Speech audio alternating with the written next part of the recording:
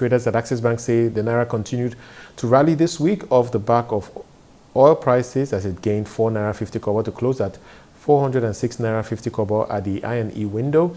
Access Bank traders expect money market rates to rise further as attention shifts towards the retail and bank funds for today's auction. Joining us to give us some perspective on this market is Dayo Ogundare, a team member of the Treasury Coverage team at Access Bank. Dayo, thank you so much for joining us today.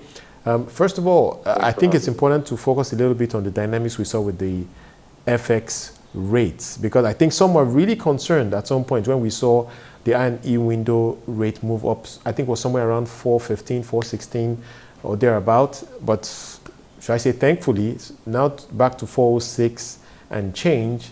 Can we begin to hope for a lot more stability moving into next week? Well, yes, I think we can. I think the central bank is focused on pegging the exchange rates around the 409, 410 levels. However, in the last couple of days, we've seen the Naira continue to rally off the back of oil prices, and which have also meant that in the I&E window, those rates yesterday closed at about 406. So I think between 406 to about 410 is the ideal rate in the market right now. All right, let's move on to the fixed income markets now. Of course, there's still a lot of liquidity out there in the banking system.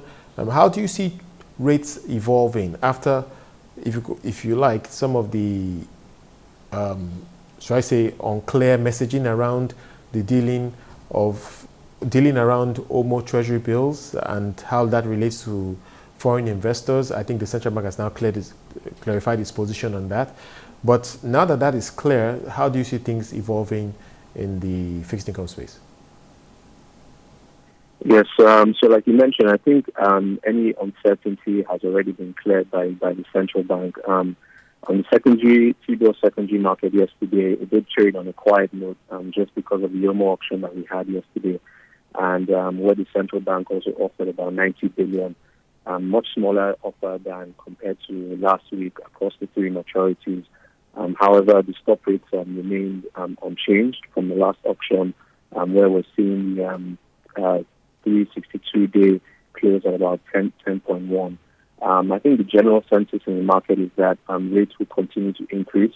We have the bond auction coming later in the month, so that will also give some direction in the market as well. At the end of the day, it's the monetary authorities and the central bank that are making these decisions in terms of where these rates go. But if you were to hazard a guess, do you think it's all about the inflation rate that continues to rise?